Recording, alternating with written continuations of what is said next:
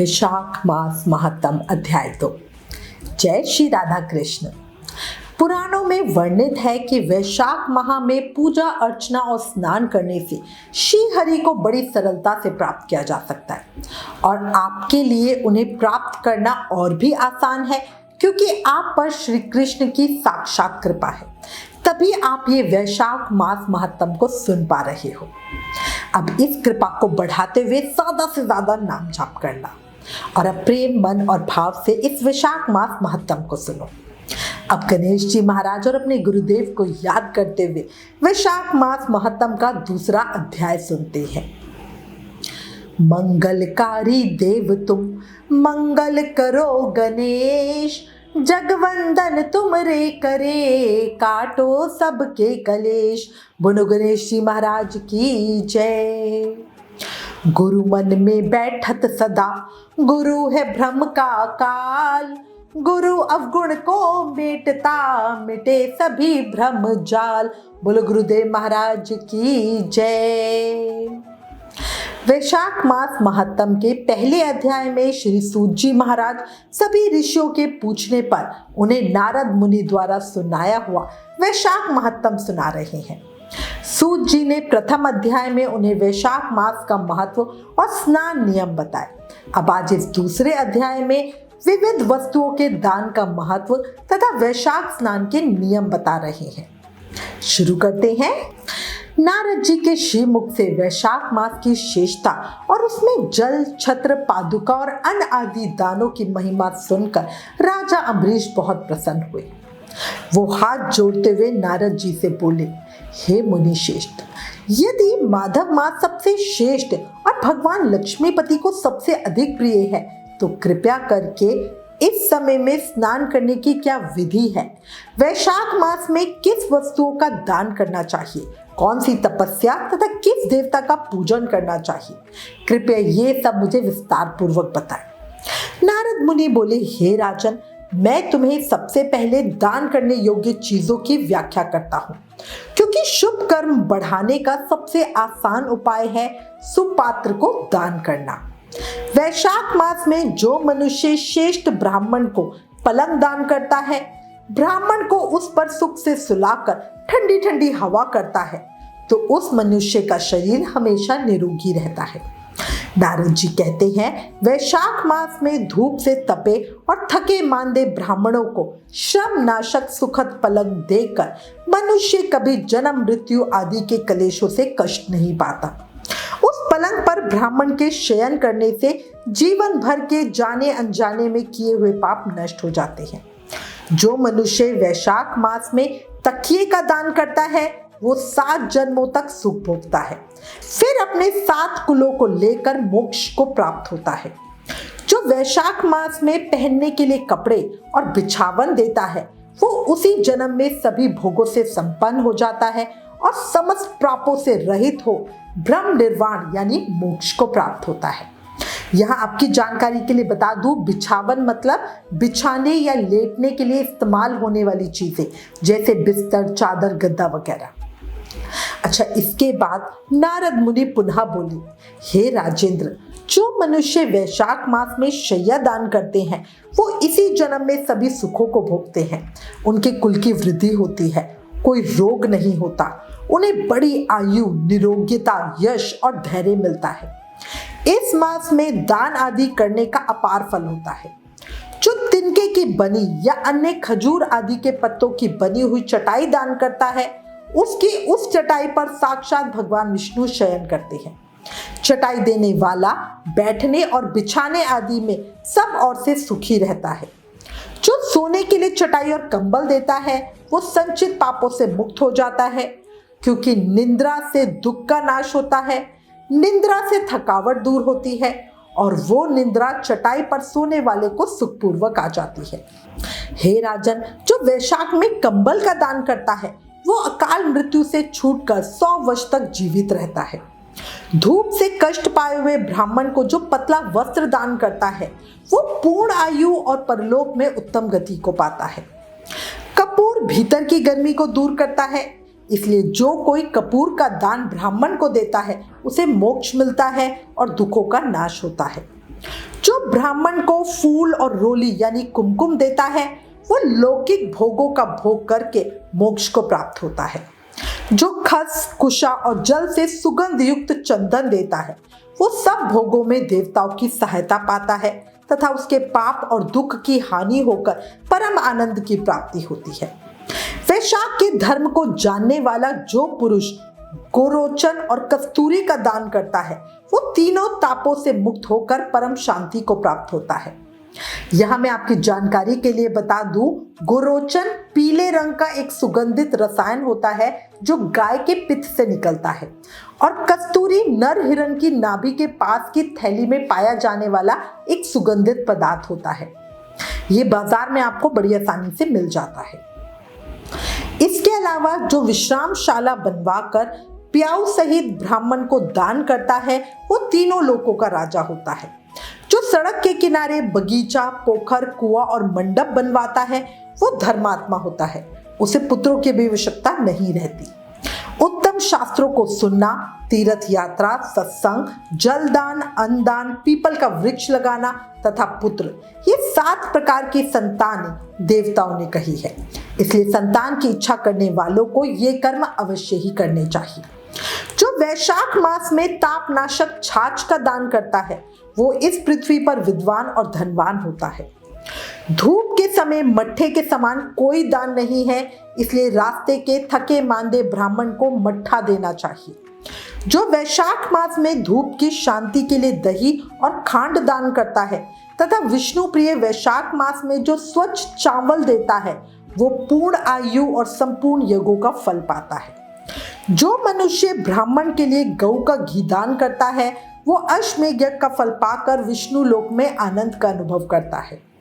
जो दिन के ताप की शांति के लिए सायकाल में ब्राह्मण को ईख यानी गन्ना दान करता है उसको अक्षय पुण्य फल प्राप्त होता है।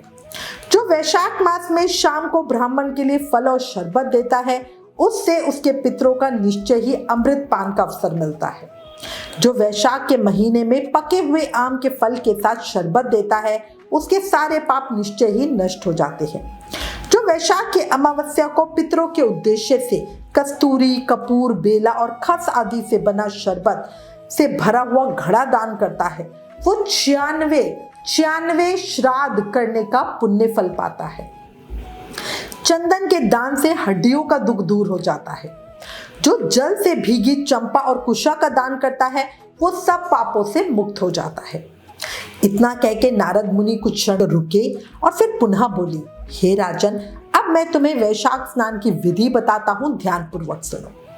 जैसे रसों में दूध, दूध में दही और दही से घी उत्तम है, ऐसे ही मासों में कार्तिक मास, कार्तिक से माघ मास और माघ मास से वैशाख मास अधिक उत्तम है। इसमें किए हुए शुभ कर्म बरगद की डालियों की तरह बढ़ते रहते हैं। सूर्य देव के मेष राशि में स्थित होने पर भगवान विष्णु के उद्देश्य से अवश्य ही प्रातःकाल स्नान करके भगवान विष्णु की पूजा करनी चाहिए। इसी का एक पौराणिक इतिहास सुनो। महिरथ नाम का एक राजा था जो सदा कामनाओं में आसक्त और अजितेंद्रिय था। वो केवल वैशाख स्नान के सुयोग से स्वतः ही बैकुंठ धाम को चला गया। वैशाख मास के देवता भगवान मधुसूदन है। वैशाख मास में भगवान की प्रार्थना का मंत्र इस प्रकार है, मधुसूदन देवेश वैशाखे मेषे ग्रवो प्रातः स्नानं करिष्यामि निर्विघ्नं कुरु मे माधव। अर्थात हे मधुसूदन भगवान, हे देवेश्वर, हे माधव, मैं मेष राशि में सूर्य के स्थित होने पर वैशाख मास में प्रातः स्नान करूंगा। आप इसे निर्विघ्न पूरा कराएं, बिना किसी परेशानी के पूरा कराएं। और इसके बाद इस मंत्र को बोलते हुए अर्ध मतलब जल देना चाहिए सूर्य को। वैशाखे मेषेग भानो प्रातः स्नानः परायणः अर्धम तेहम प्रदस्यामि ग्रहण मधुसूदन। अर्थात सूर्य के मेष राशि पे स्थित रहते हुए वैशाख मास में प्रातः स्नान के नियम में संलग्न होकर मैं आपको अर्घ देता हूँ। हे भगवान मधुसूदन, इसे ग्रहण कीजिए। गंगा आदि नदी, सभी तीर्थ, सब जलाशय मेरे दिए हुए अर्घ से प्रसन्न हो, इसे ग्रहण करें और मुझ पर प्रसन्न होकर यथोचित फल दे। इस प्रकार अर्घ समर्पण करके स्नान करें। फिर वस्त्रों को पहनकर संध्या तर्पण आदि सब कर्मों को पूरा करके वैशाख मास में विकसित होने वाले पुष्पों से भगवान विष्णु की पूजा करें। उसके बाद भगवान विष्णु की वैशाख मास के महत्व की कथा सुने। ऐसा करने से कोटि जन्मों के पापों से मुक्त होकर मनुष्य मोक्ष को प्राप्त होता है।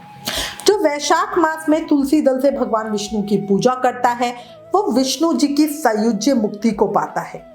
वैशाख में तेल लगाना, दिन में सोना, कांसे के पात्र में भोजन करना, खाट पर यानी पलंग पर सोना, घर में नहाना, निषिद्ध पदार्थों का भोजन खाना, दोबारा भोजन करना तथा रात में खाना, ये 8 बातें वैशाख में त्याग देनी चाहिए। जो मनुष्य वैशाख में उत्तम कथा नहीं सुनता, ना किसी तीर्थ में जाके स्नान करता, ना दान देता, वो नरक में जाता है और चंडाल योनि को प्राप्त होता है। फिर उसे कुत्ते की योनि 100 वर्षों तक प्राप्त होती है। फिर गधे या खच्चर की योनि प्राप्त करके वो नरकगामी होता है। वैशाख मास में व्रत का पालन करने वाला मनुष्य यदि पत्तल में भोजन करता है तो वो सब पापों से मुक्त होकर विष्णु लोक में जाता है। जो विष्णु भक्त वैशाख मास में नदी स्नान करता है वो 3 जन्मों के पापों से निश्चय ही मुक्त हो जाता है। जो प्रातः काल सूर्योदय के समय किसी समुद्र गामिनी नदी में वैशाख स्नान करता है वो 7 जन्मों के पापों से तत्काल ही छुटकारा पा लेता है। जो मनुष्य 7 गंगाओं में से किसी में भी उषा काल में स्नान करता है वो करोड़ों जन्मों में उपार्जित हुए पापों से निसंदेह मुक्त हो जाता है। अभी 7 गंगा कौन सी हैं? जानवी जिसे गंगा जी कहते हैं, वृद्ध गंगा है गोदावरी, कालिंदी यानी यमुना, सरस्वती, कावेरी, नर्मदा और वेणी, ये 7 गंगाएं कही गई हैं। वैशाख मास आने पर जो प्रातः काल बावलियों में स्नान करता है उसके महापातकों का नाश हो जाता है। कंद, मूल, फल, शाक, नमक, गुड़, बेर, पत्र, जल और छाछ, इनमें से जो भी चीजें वैशाख में दी जाती हैं वो सब अक्षय फल देने वाली होती हैं। ब्रह्मा आदि देवता भी बिना दिए हुए कोई वस्तु नहीं पाते। दान ना करने से दरिद्रता आती है, इसलिए सुख की इच्छा रखने वाले पुरुष को वैशाख मास में अवश्य ही दान करना चाहिए। जो कोई धन संपन्न ना हो, दरिद्री हो या पराधीन हो, उसे जो वस्तु मिल जाए वो ही ब्राह्मण को दान दे दे। जैसे कोई बड़ा मकान अच्छा, सुंदर और सब सामग्रियों से सजा हो मगर उस पर छत ना हो तो वो मकान शोभा नहीं पाता। जैसे दया ना होने पर सब गुण बेकार हैं। जैसे बढ़िया भोजन भी बिना नमक के स्वाद नहीं लगता। जैसे कोई कुरूपवती स्त्री श्रृंगार होने पे भी अच्छी नहीं लगती, ऐसे ही वैशाख मास में जो धर्म, कर्म या स्नान आदि नहीं करता उसका किया सब व्यर्थ हो जाता है। वैशाख मास में तीर्थ यात्रा, जप, यज्ञ, दान और होम आदि का फल मनुष्य को कई गुना अधिक होकर मिलता है और तुरंत ही इसका फल मिलता है। भगवान मधुसूदन इस मास के देव हैं। जिसने किसी भी प्रकार वैशाख मास में भगवान मधुसूदन का पूजन नहीं किया वो मूढ़ बुद्धि सूकर की योनि पाता है। वैशाख मास महत्तम अध्याय 2 संपूर्ण। कल अध्याय 3 में आगे की कथा सुनेंगे।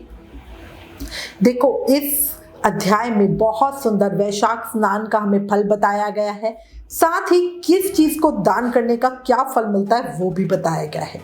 बार बार कह रही हूं, अभी भी समय है, इस समय का सदुपयोग कर लो।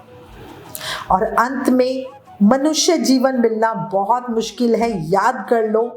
अगर हमें मानव जीवन मिला है, उस पर भगवान की कृपा भी मिली है, तो हम ये महाफलकारी भगवान की कथा को सुन पा रहे हैं, है ना, तभी हमें पता चल रहा है कि हम पे भगवान की कृपा है। तो समझ लो हम कितने ज्यादा भाग्यशाली हैं। बस अब इस जीवन का अधिक से अधिक उपयोग करके, अधिक से अधिक लाभ उठाकर जीवन में श्रेष्ठ कर्म करो ताकि जन्म मरण से छुटकारा मिल सके। और हमेशा याद रखना, जीवन क्षणभंगुर है, अभी है और अभी नहीं। बहन की शादी में नाचते नाचते भी लोग चले जा रहे हैं, है ना। अब अगली घड़ी भी पता नहीं कि क्या हो जाए, तो क्यों ना इस शरीर का उपयोग करके अभी कर्मों के बंधन से मुक्ति पा ली जाए। और इसका सबसे आसान रास्ता है नाम जाप करना। याद रखो, कलयुग केवल नाम आधारा। सिर्फ नाम जाप करके भक्ति, प्रेम, शक्ति, मुक्ति सब पाया जा सकता है। इसलिए प्रेम से, मन से, भाव से, हर समय, हर पल, हर सांस के साथ जाप करते रहो। हरे कृष्ण कृष्ण कृष्ण हरे हरे, हरे राम राम राम हरे हरे। लास्ट में एक रिक्वेस्ट, प्लीज इन वीडियोस को ज्यादा से ज्यादा शेयर करके शास्त्रों का प्रचार करो, ये भी एक सेवा है। Please like, share and subscribe. Thank you. जय श्री राधा कृष्ण।